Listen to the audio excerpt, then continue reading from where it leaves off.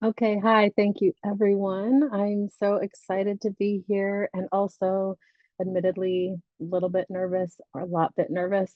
So my hope today is to share with you my experiences in um, becoming a business owner, as well as focusing on mental health care in general in our community, and hopefully allow you to make some connections between your own interests in entrepreneurship, in business, and in community action, and find maybe some similarities or some areas of growth that you can have in your journey.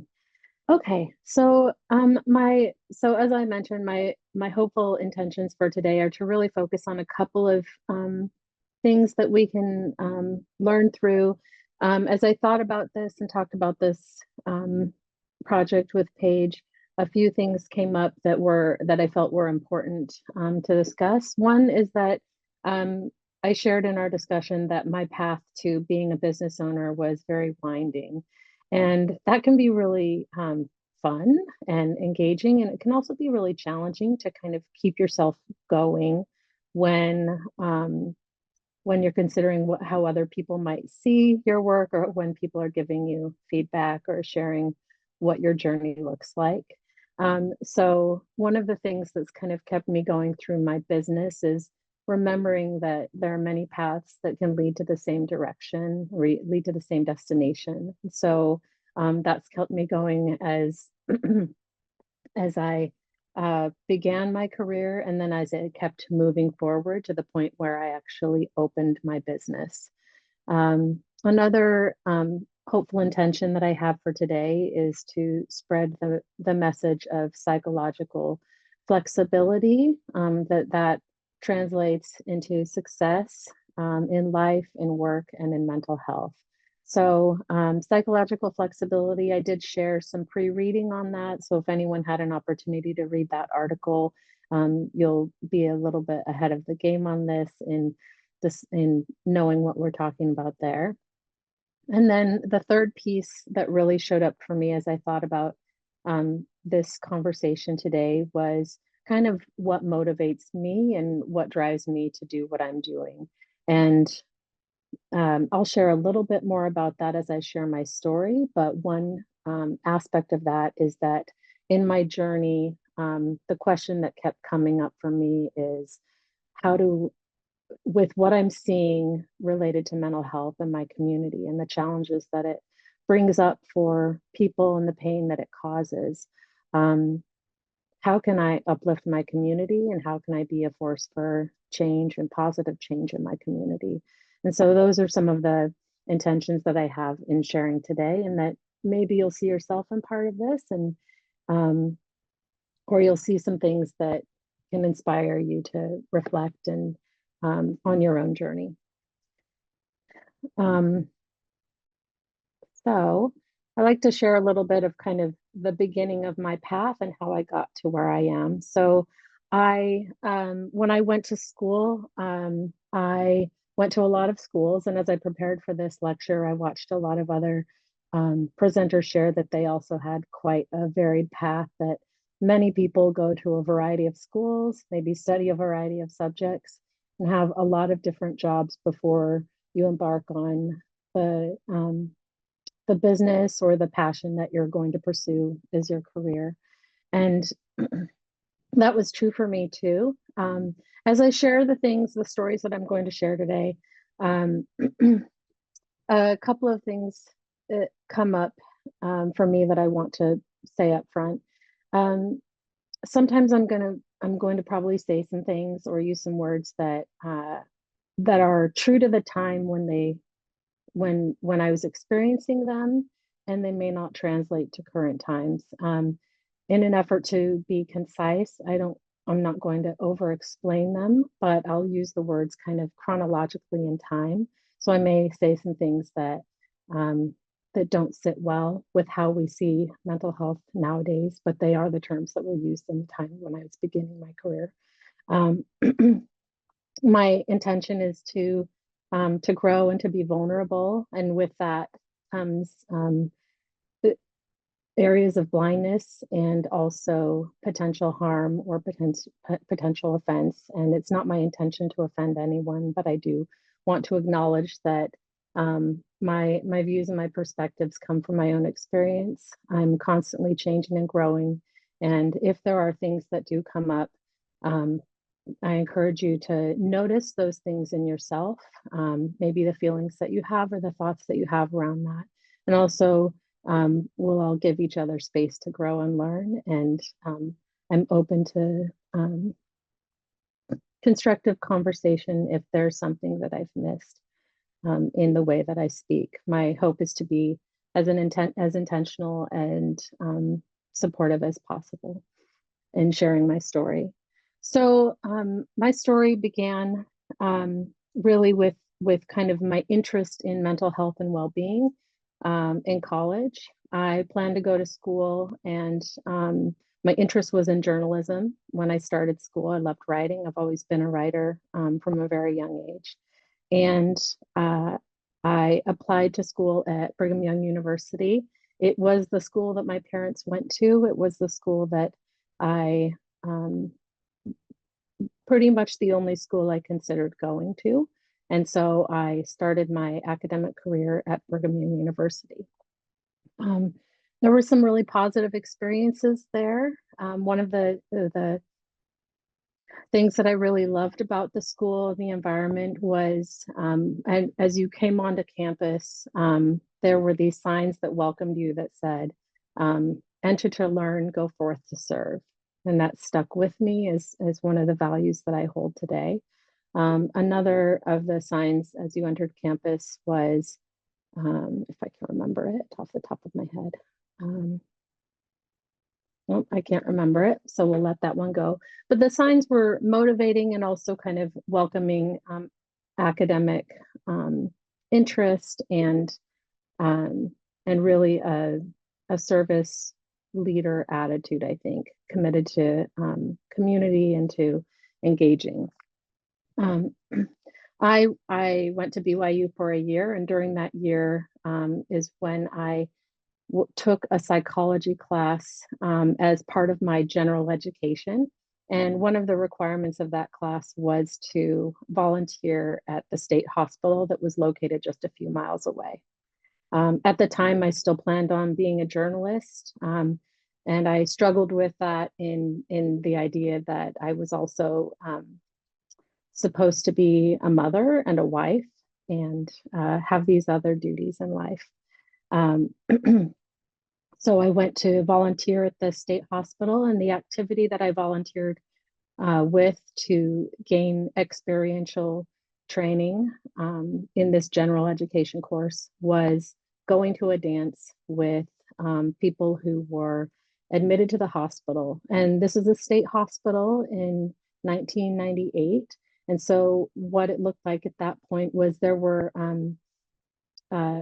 people that had been in the state hospital, some for short terms with a couple of months or maybe 6 to 12 months, and some who were there for years or maybe for the rest of their lives.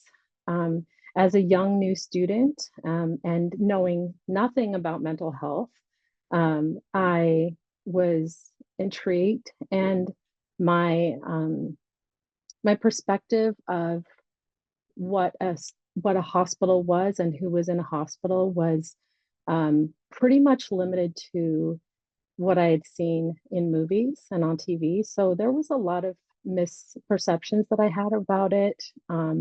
Definitely horror stories or ideas of crazy people who were dangerous or who were, uh, you know,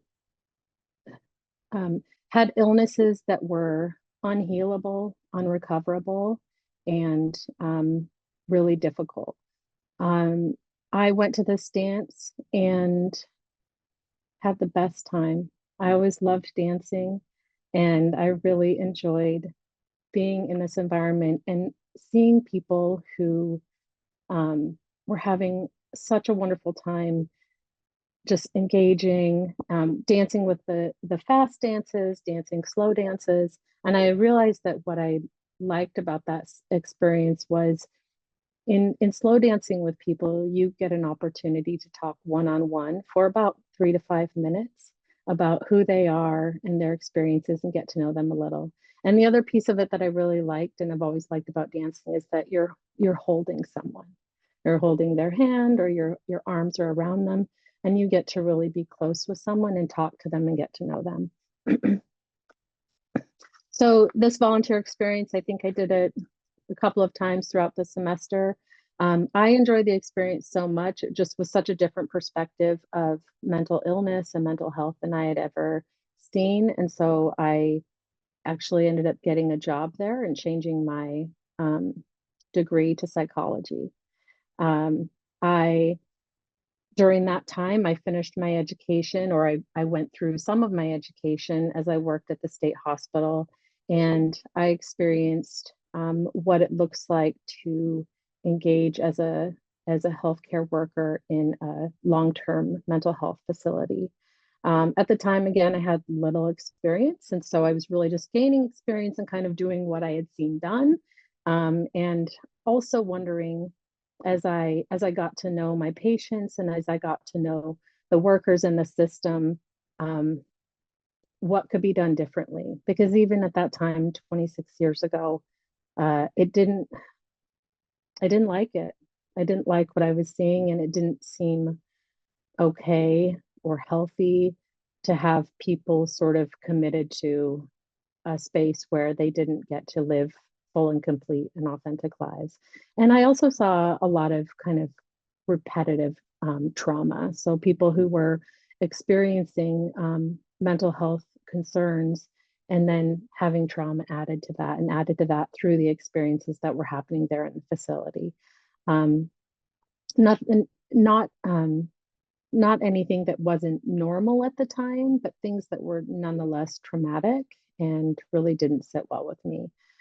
So academically, I left BYU and transferred to the Utah Valley State College, did a few classes there as I considered who I was and what I wanted to be personally and how my identity developed. I then transferred to the University of Utah and completed my psychology degree. I spent another, I think, year and a half there. So all in all, my undergraduate education took about 6 years. During that time, I also moved to Germany for a year to further expand my experiences in the world. And through all that time, I worked as I went to school, and I worked in a variety of mental health settings. I worked in detox centers and acute psychiatric uh, centers. I worked I ended up getting a great job with a community mental health agency that covered 3 counties and worked a variety of positions there with youth that were in treatment centers, worked side by side with police, working on mental health interventions in the community to offer um, uh, a more sensitive approach to those calls that were out in the community. Um, and I worked in a crisis center on a suicide prevention hotline and in a community treatment center, among other things. My list of experiences was one of the things that I really loved about moving to this place of having a private practice is that I kind of looked at those first 15 years of my career as gaining a bunch of skills and seeing a bunch of different places and how mental health was addressed in a variety of settings. And through all of that, I saw many resources that we have available when someone is experiencing mental illness or crisis or a traumatic experience. And I kept on having the question come up, how do we address this sooner? How do we reduce the amount of trauma that people are experiencing? And what do we do systemically, institutionally, and in our community to be able to reduce the amount of mental illness that is showing up and improve the amount of mental health and well-being that we have in our community? Through all of that time, I ended up finding my way to Washington. I originally came from Washington, moved away when I was 8, and returned back um, 10 years ago. And during that time, I decided to go back to school and I decided to get an MBA. And I decided to get an MBA in finance, which is the opposite of who I am. It was a growing pain, a really big growing pain. I did not take it because I excelled in this. I took it because it was an area that I had no experience, limited understanding, and truly a little bit of avoidance of. I didn't like sales. I thought that they were evil, and I thought that that anyone who worked in sales um, had sold their soul, and that it couldn't be a good thing. Even in the early years, as I worked in community mental health, I had people say, "You can go into private practice. This is something you can do." And I thought, I don't want to sell anything to anyone ever. Um, and as I as I went into my MBA program, I found myself kind of leaning in back into mental health. My final project focused, I was doing an MBA as well as teaching at a community and technical college. And found that the students that I worked with, some of the challenges that they had were very much related to um, different different areas of their life that were challenged externally and sometimes internally. So, coming from low income households, being first generation college students, having um, intergenerational trauma related to finance, related to how they showed up in the world, and related to the current economic environment.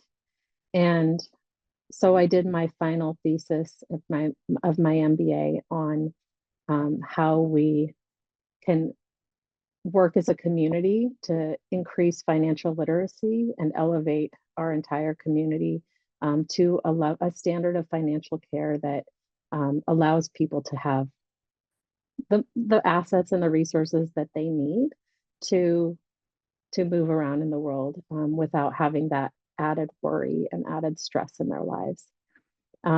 As soon as I completed my degree at my MBA, I was already enrolled to complete a master's um, training in counseling because I had come to the point where I thought I can see a value in um, having a private practice in mental health. I wasn't able, with how things were in the state at that time, to do the type of work I wanted to do with mental health without having a master's degree. Previous to that, all the work I had done was in institutional settings or in community mental health, and there were a lot of opportunities, um, but not a lot of growth or a lot of uh, time and my own energy to be able to do what I wanted to do.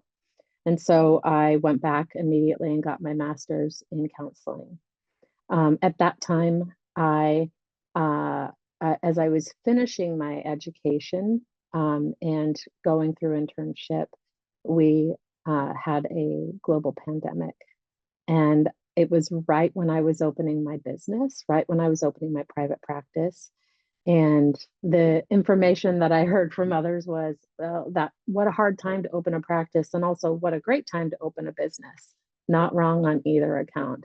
When the whole world is distressed, there is a space for mental health counselors to really have some flexibility and open up um, a private practice.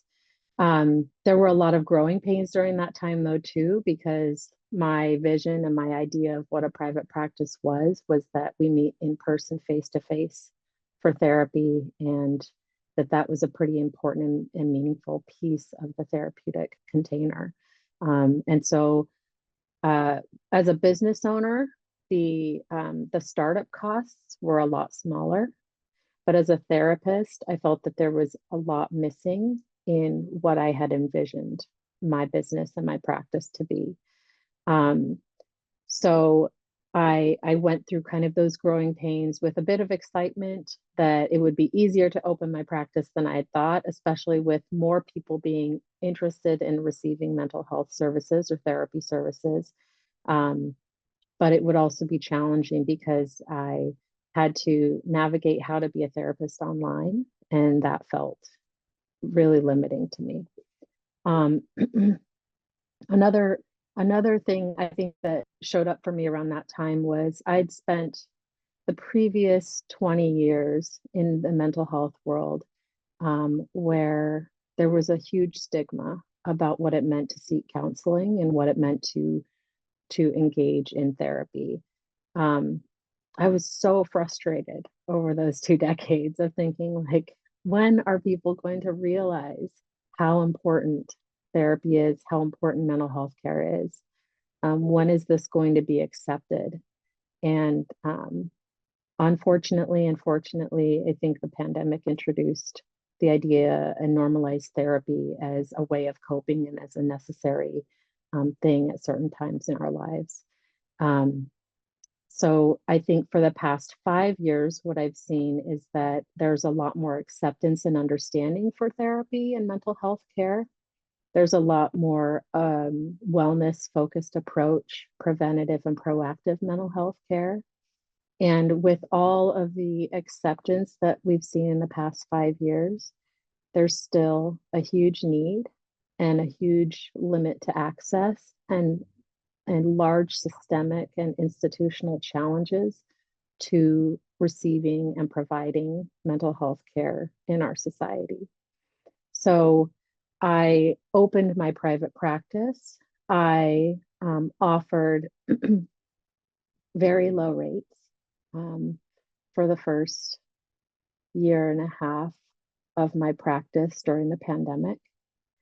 And then I did the financial piece of my business, and I found out that I was losing $5 on every client that I saw. So I found the challenge of uh, a capitalist system and how to provide care that is quality care that is accessible and also keep my business open. Um, I'm not surprised that I came up across this challenge because, like I said, the MBA in finance was because I don't have natural talent in that. And sometimes experiential learning is where you figure those things out.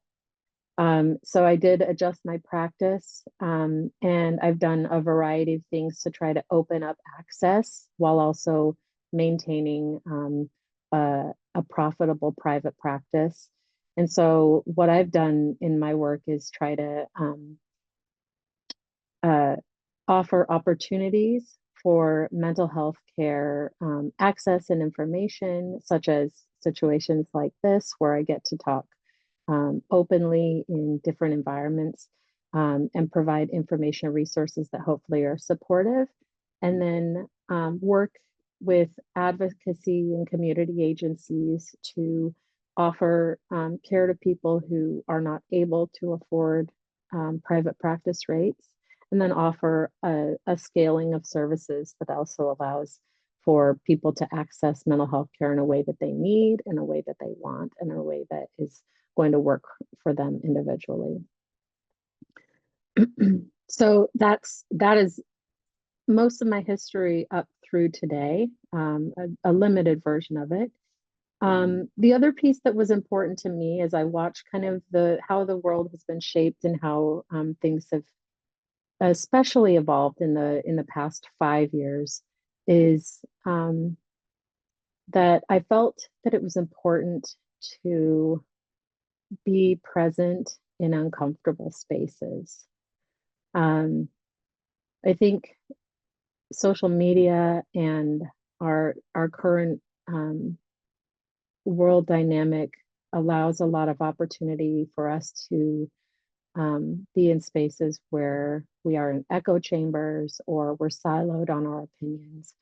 And I've always been a little bit of a contrarian, always wanted to challenge my own belief system. And I found that over the years that this seems to be less and less um, important to a lot of people. And I think when it comes to mental health, it's important for us to be uncomfortable, to grow, be a little bit uncomfortable to grow and to change. And doing so in with the supports around us that allow us to have a variety of perspectives. And so this year, one of the goals that I had for my practice was to speak publicly at a variety of uh, um, outlets and really connect with people to encourage those conversations and recognize that discomfort is a good way to produce some positive change. Um, it's that can be a dangerous statement though, because sometimes we can move into action and think, okay, I'm going to go and I'm going to be in an uncomfortable space, but I'm going to kind of um, force my point of view rather than seek understanding. And so um, I I think the discussions that we have in these spaces, it's important and good for mental health to kind of practice what that looks like. One of the things that shows up, I think, in kind of building resilience and building or improving your mental health is what, again, the pre-reading focused on, which is psychological flexibility. And so one of the primary things that I wanted to focus on today is psychological flexibility and what that means. Um, the article that I shared previously talks about, a group of psychologists that got together and kind of took a bunch of data over the years and said, how do people become mentally healthy? Like, what is the secret key to mental health? And you'll hear a lot of different things about it. But they really looked at kind of some of this from a variety of data and said, what is it that a person identifies a person as saying, like, I feel good, I feel healthy in my life. And they labeled this psychological flexibility. And psychological flexibility, I think, comes down to a couple of things that I think are important in our own mental health and well-being, as well as if we're moving into leadership or business ownership or things like that, we need to be resilient. It takes it takes a lot of resilience and a lot of commitment and a lot of motivation to stick with something um, that you're going to be coming up with obstacles and challenges and a lot of people sharing their opinions about what's going to work and what's not going to work in your business or in your endeavor. And so psychological flexibility is, I think, really important for that. And in this study, the authors identified 4 different things that a person needs for psychological flexibility. And I have put them into a little memorization thing for me that is helpful, and maybe it'll be helpful for you. But the kind of memorization tool that I use is just the sentence, take a walk in the park every day. It's really great to get out in nature. That's wonderful for our mental health and well-being. So I encourage you to take a walk outdoors every day if you can. And this is a good way to kind of remember how to do this. So park is spelled a little bit differently. It's PARC. But taking a walk in the park every day, what that looks like for psychological flexibility is you have a regular practice. So you're regularly practicing mental health care, whether that's movement or meditation or journaling or conversations with a friend. You're engaging in those activities that connect you to others, that connect you to yourself, and you're doing it regularly. A second part of psychological flexibility is intentional awareness. That means we're aware of how we're showing up in the world, a very hard thing to do.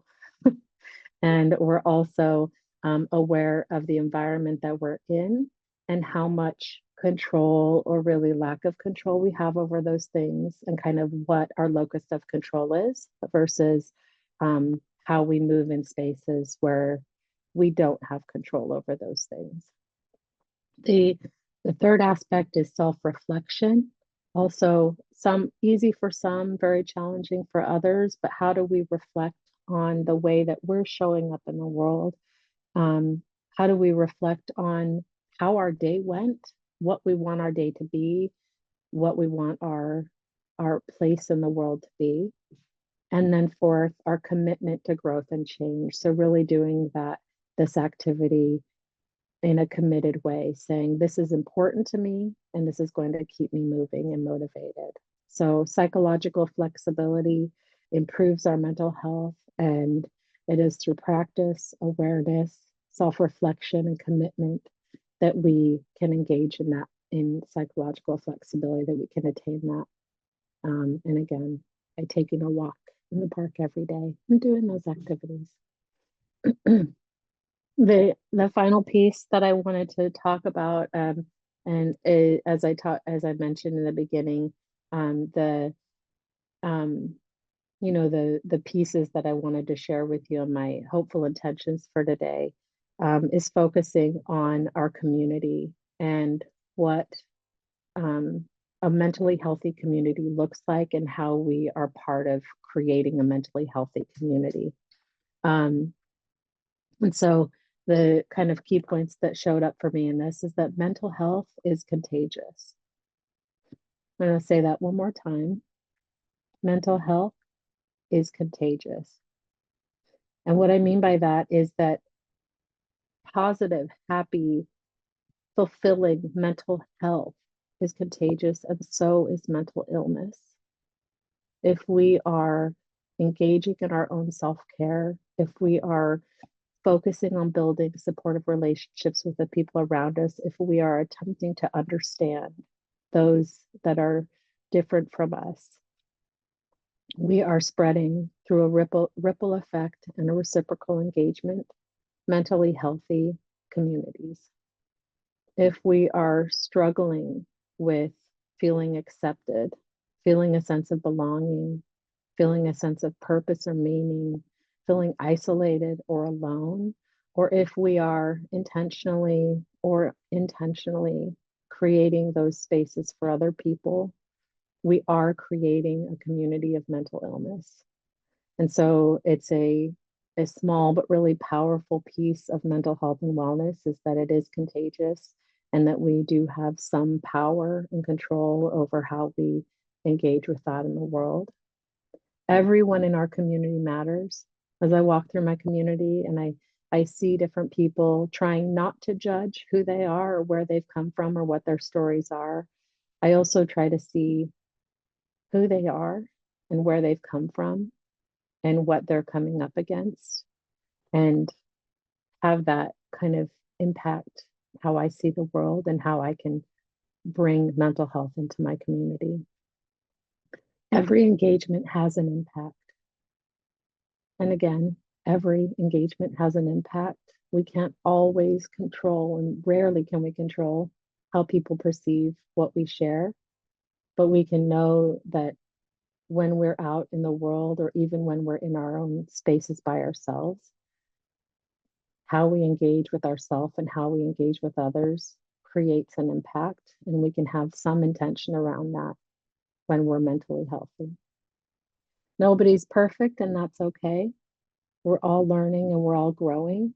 And so we can accept that as part of our healing and our own mental health and growth, is that we're all learning. And mental health impacts every other area of wellness and vice versa. So when I talk about holistic mental health in my own practice, there are a variety of areas of wellness. A few that commonly come up are physical health, emotional and mental health, social health, occupational health, sexual and relational health, our spiritual health, and our financial health.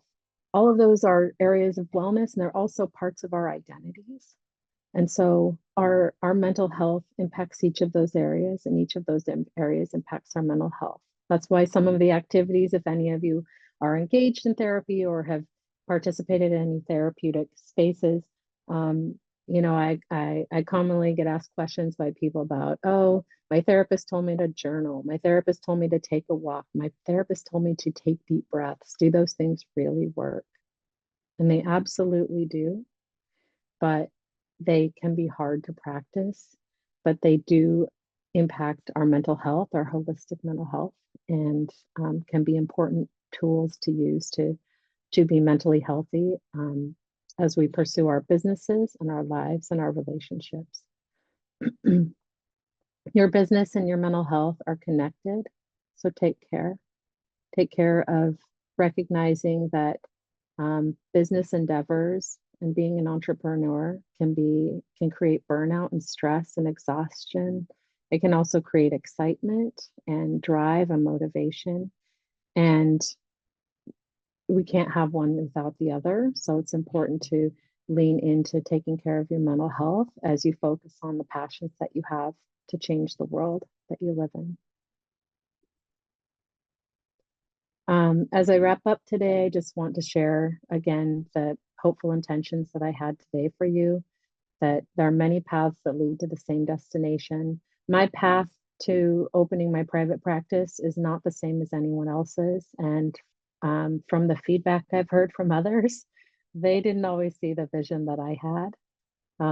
I'll share a piece. My father, who I love very much and gives me a lot of perspective about who I am in the world. He introduced me, and he hates this story, I'll share it anyway. He introduced me to mental health when I was a teenager. I was crying, I was upset, I didn't eat. I was a very, I think, typical teen that had angst and confusion and questions about the world. And he said to me, if you don't start eating, I'll take you to a psychologist. And I cried and I said through tears, what's that? And he said, someone who helps you, someone who talks with you about your problems. And I thought, that sounds amazing.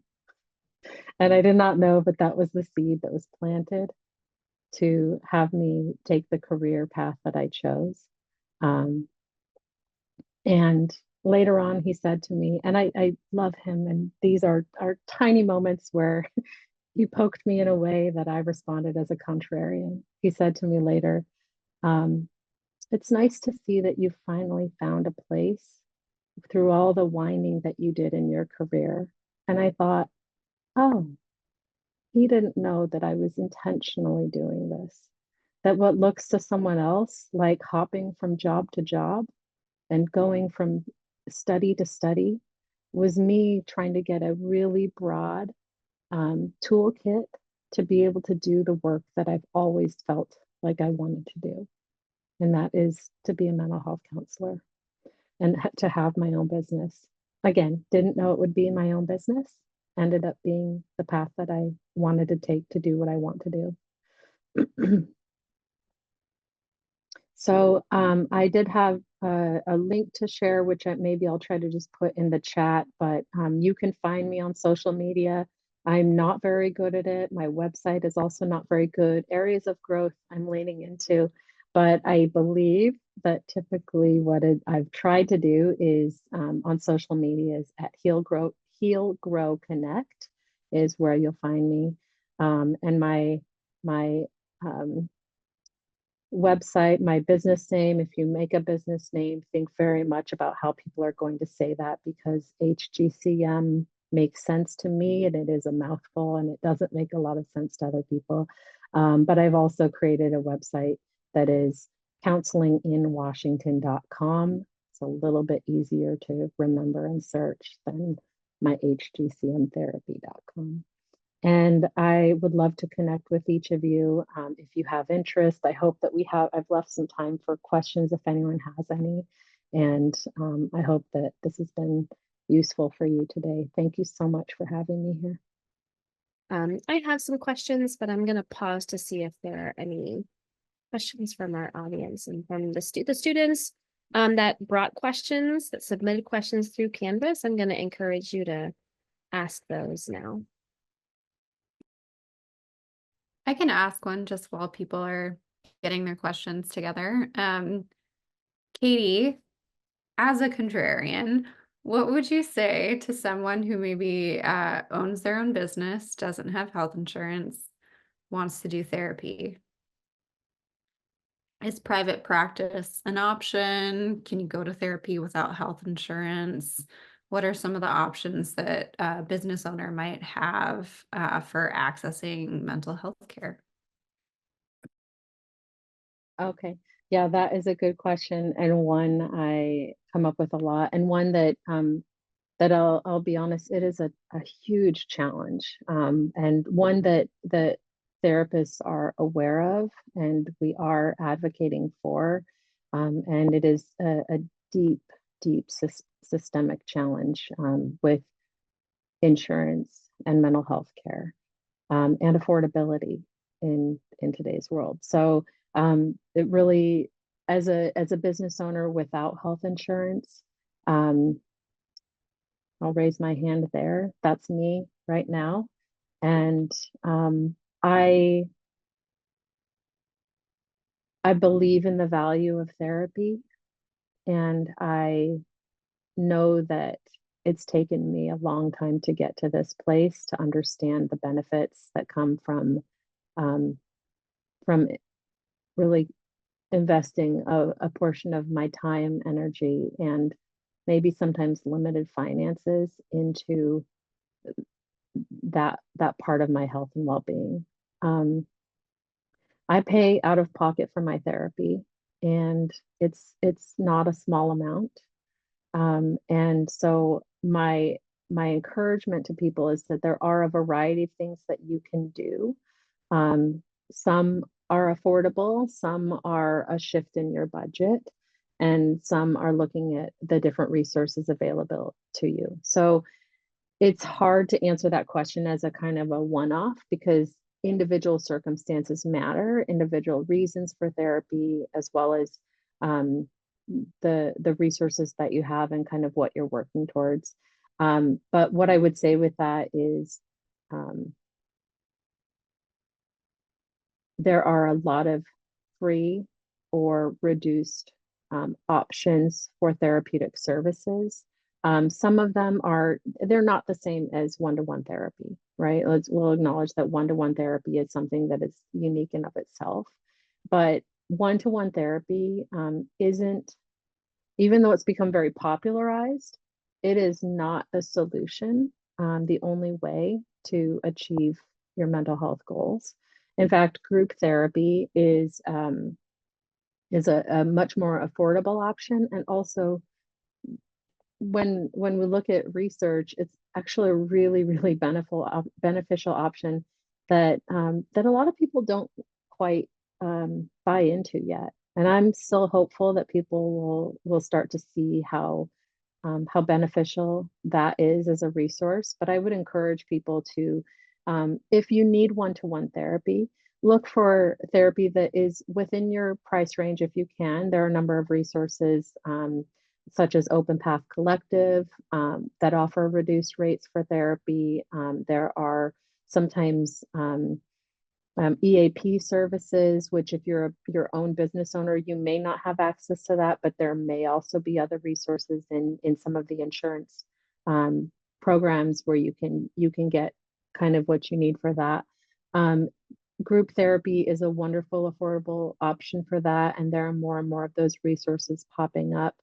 Um, there's a lot of information online that is therapeutic tools that is not that one-to-one therapy. When it comes to one-to-one therapy, my suggestion for people would be look at those other tools and resources and use them. But when you're in a moment of kind of pain or crisis and you need that one-to-one therapy, be really intentional about your research of finding someone who you connect with and who offers a fee and a model and support that you need. I know, like as I say this to you, this is one of the biggest challenges that we have right now is that even as a therapist, I know it's hard to go in and maybe interview a bunch of therapists or know what you need when you go in or think, how long am I going to be in therapy? What does that even look like? So doing some of the research before, having conversations with people who in your circle or therapists in the community and finding out kind of what that looks like for you. I think that when we go into a one-to-one therapy session, um, in my experience as a client as well as a practitioner, is that a lot of it is I don't even know what to expect, and I don't know how long this will take, and I don't know what that investment is. And so sometimes we think, am I going to be in therapy every week for the rest of my life? Some people want that, some people are. Often therapy might be 1, 2, or 3 sessions. So it really depends on what you're going for and kind of considering that as you go in. That if you have kind of an idea about what therapy is, maybe exploring um, the different ways that you might be able to use that. Um, Aside from those options that I mentioned, and kind of lower fees for therapy if you can find them, because those spaces are usually limited and they do take time to get into. Really looking at what the impact of therapy might have on your life can be really important too. When we look at kind of the hourly rate that you might pay for therapy services, it can feel like a lot. It can feel like a chunk. Um, but when we look at the impact of not attending to your mental health care, the costs um, can be pretty severe too. So if there are ways to shift your budget and even setting an intention and a goal for what that looks like, I would encourage that as well. If you're paying a little bit more for therapy than you thought you might be, um, if you do the research and go in with intention, it may be a lot less than the cost um, of not doing it.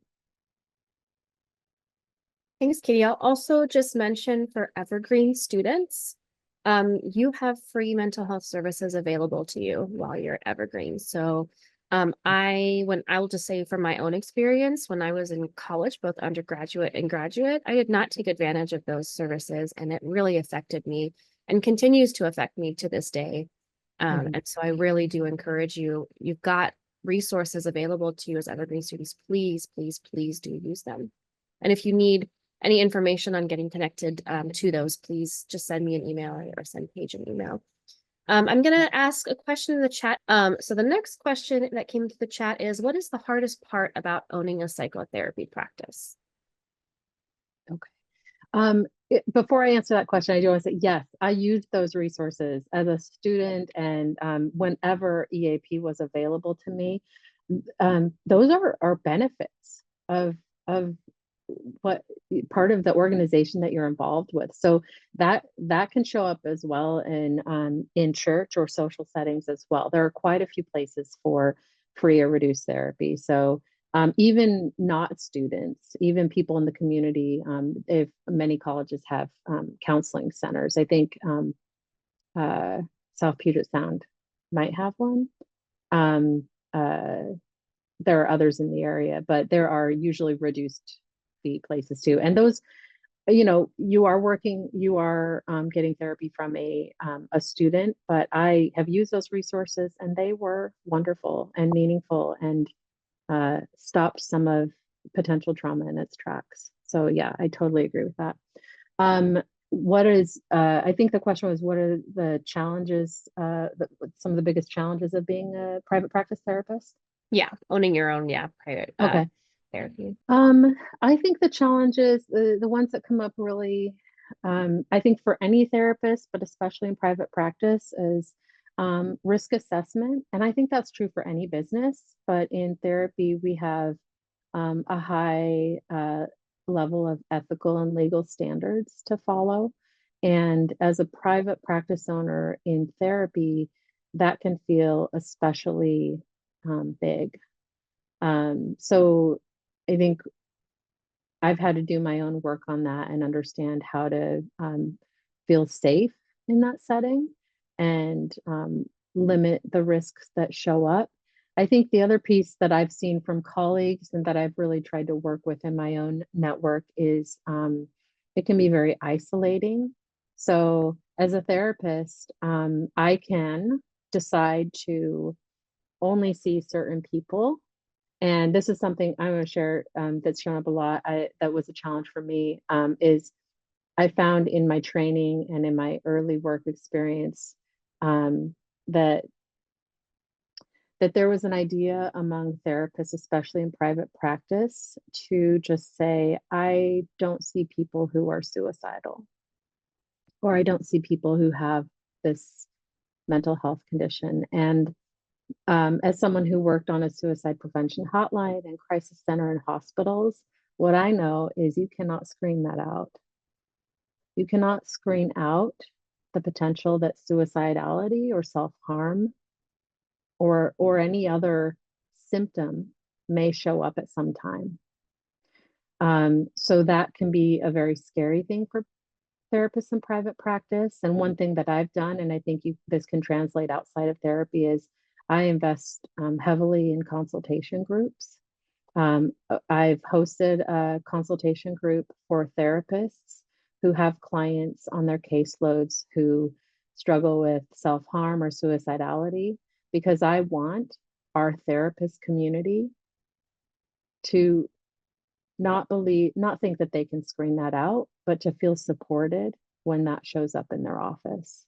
And I think that that's another risk that a lot of therapists feel. And one of the ways that I try to give back to the therapist community, and then hopefully that trickles into client care as well, is that when we feel safe and supported as therapists, supporting people who are struggling with suicidality or self-harm, we are not turning people away. We are leaning into our resources and supports to say, we can hold you here too. And then the other piece of that is just our network and connection to higher levels of care and other resources. Mindfulness. Yeah. Oh, that's such a complex conversation. I will try not to be vague, but it is a deep one, and I could talk about it for days. So we can work some. We can have a conversation another time if you want to. We can get deep into it, but I think mindfulness to me is, I like to look at it by looking at an inverse of it, and it may sound harsh, but I like to consider mindlessness. And mindlessness being, in my definition of this, is a lack of focus, a lack of intentional awareness, or possibly other things that are showing up, like distraction or avoidance or pain or things like that. So then when I think of mindfulness, I think um, I believe through reading that there are a lot of different aspects of what it means to be mindful. But when I think of it sort of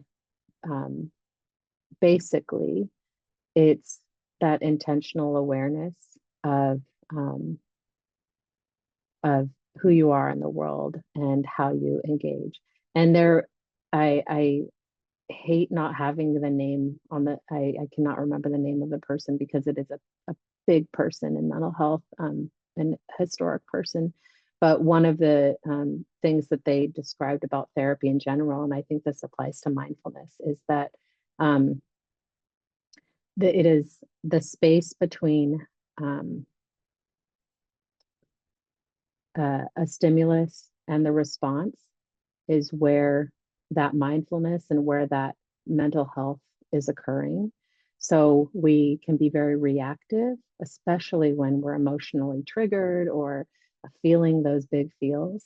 And what we learn in therapy, or what we learn in mental health practices, is how to slow the time and the space between what we feel, what we think, and how we act.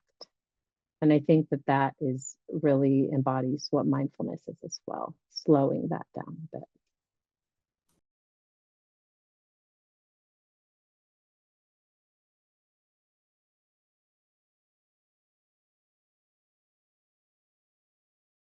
Yeah, I think that does simplify it a bit, and I do believe that that's only part of the whole. That is one part of mindfulness, is being in the moment. you feel free to raise your hand. So if it's okay, I'll go to the next question, Katie. Mhm. What tools have you learned or seen that are the most effective in identifying mental health struggles early on?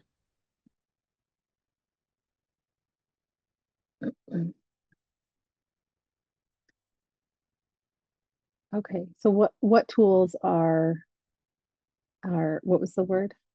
Most effective in identifying mental health struggles early on.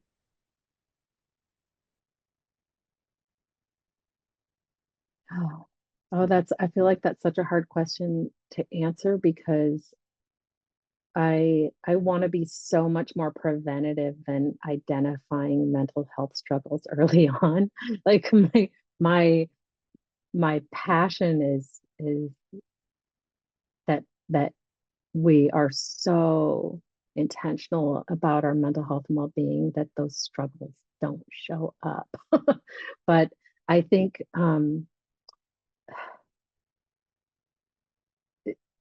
simply um, when you feel disconnected to yourself, to others, to the world, I think that's a big indicator. And I think it can be an early indicator of mental health struggles. When you're in the world with others, if you feel connected to another person, if you feel connected to a belief system, if you can feel connected to yourself internally, any of those three things can really be powerful supports for mental health and well-being. And any of those three things can also be a good indicator that you might be um, on your way to struggling with a mental health condition. The other thing about it is we can't always predict, right? When a traumatic experience happens, you can be as prepared as you want to be, thinking, I know how to be mindful and intentional. And then a global pandemic happens and everyone's world is rocked. And so that's why I do lean into being intentional and mindful about making mental health a priority. I mean, it's my what I do. So I definitely think it's important. But when we make our mental health, when we make our mental wellness a priority, we're better prepared for when those circumstances arise. And I do definitely describe it similar to physical health, right? Um, you show up to your doctor and they can be like, "Oh my gosh, you have these these diseases and things, and these are things you can do to improve it, or these are things we know you could do to reduce the risk factors." But if we are taking care of our physical health from the start, we're going to be better prepared to limit some of those diseases or disorders that might show up. And when those things do arise, for example, if we break our leg, then we do get additional tools to heal and to recuperate from that. But our goal is to try not to break our leg, and to be prepared if that happens, and to lean into those supports if that does happen. I'm not sure if that's the best example, but that's one I think typically works, is looking at it from a physical illness, because we accept that a lot more in our society than we do mental health. Thank you. I don't know if that answered that.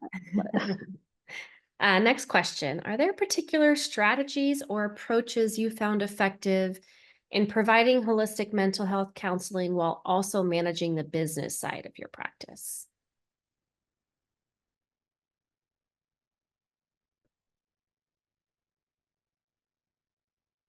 Hmm. Oh, that is a complex question. Good question. I am really not sure how to answer that. I think that one of the challenges as a therapist, and I'll be really vulnerable here in the moment, is um, just like anyone else, being a mental health counselor does not remove me from traumatic experiences or from the potential for mental illness to show up in my life. And I think that um, I have a belief system in holistic mental health practices, and I know that thinking and believing is only one part of actually being able to be mentally healthy, that moving into action is a big challenge. And it takes a lot of effort and intention. And so I think that um, as therapists, um, it's important to take care of your own mental health and recognize what that looks like in your own life too. So, my practice I started, and I jokingly, but it's somewhat serious, decided to do this as my retirement job so that I can do other things as well, but also have my practice that I can increase or decrease to the emotional capability that I have at the time. And so that's allowed me space to focus on my business, and do the things that I love, focus on also the financial pieces of it and the other pieces that show up day to day as a business owner, but also to flex it and expand or contract it, to my own emotional capability at the time and the resilience that I have and the factors that are showing up in my life. Next question.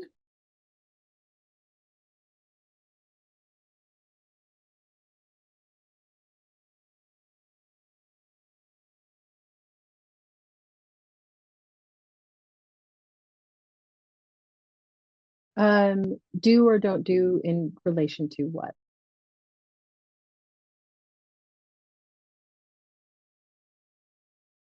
Oh, okay. Psychotherapy. Okay. Um, starting the practice. You know, I think what I like to tell people at from the beginning, and this is I've had friends that I've worked with and talked with about this as well, is that your own private practice, um, it doesn't have to be huge to start. It doesn't have to be everything to start. And when you have a sort of a retirement job mindset, that can be really helpful rather than I need to get butts in the seats or whatever, like to keep this going. You um, like I think of a friend who we both started our practices around the same time, and she was very nervous about it. Kind of like, she and I think I don't know why I have maybe a little bit of fearlessness, and it's not always a good thing, but a little bit of like, I'm just gonna go forward and see how this looks. Um, but what I've said and what I believe is one client makes a practice, right? What deciding what you want and what your goals are can be helpful. A lot of times as therapists, we tend to be overworked through our experience in the field. It requires a lot of effort and investment up front. And so we have to sometimes challenge those beliefs that I have to see 40 or 60 or 100 clients, that I can see, one or three or five, that I can focus on what I want to focus on. I think there's a difference also between niching your practice and between screening people out. I think it's okay to say these are the people that I want to work with. This is where I feel like I can be provide most meaning and impact. Um, and there or I don't see people who are suicidal. Those are two very different things, I think. And so I think, when it comes to starting your practice, you can start your practice truly right now with nothing. You can start seeing people if you're licensed, but ideally with a little bit of liability insurance, with a way to accept money because that's business and that can be cash, and with a way to see people, right? So I can, if I wanted to, I could see someone on the street and do walk and talk therapy with uh, them, uh, us a way to exchange the currency for this service, and with a way for me to meet the ethical and legal expectations of my career, of my profession. We get these ideas about needing to do all these other things, have an office space, have an EHR, have a website, all those things. And you do not need any of that to do therapy. You need to have, two people, the exchange for it to be that business practice, the financial exchange, and whatever you need to protect yourself when it comes to your own liability. EHR is an electronic health records, and you Okay. don't even need that, right? We as therapists, especially in Washington State, we have I think, wonderful flexibility when it comes to our documentation. Our requirements are broad, and I appreciate that in our state. So we can do paper notes if we want to. We can decide with some, there are some expectations about what we need to document, but how we do that, we can do pen and paper charts if we want to. Awesome. Well, I think I'm going to close off with one other student question that came through the Canvas site, if that's okay. I see that we're already 15 minutes over time, so I appreciate you. And this question, I think, is really relevant right now at the end of the quarter for all of us, faculty, staff, and students. What is the most important idea that you should keep in mind when things get difficult? Oh, I love that question. I really do. And there is a special place in my heart. Not that this question leads to that, but the question reminds me of working with someone who is feeling suicidal in the moment, because I think it leans back into that.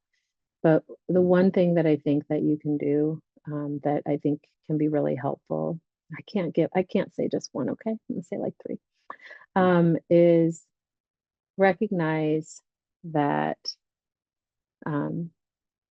feelings are temporary.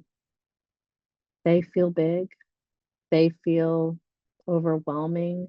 Our minds have this way of making things extreme when we feel high, intense emotions and feeling like there's a lot of hopelessness.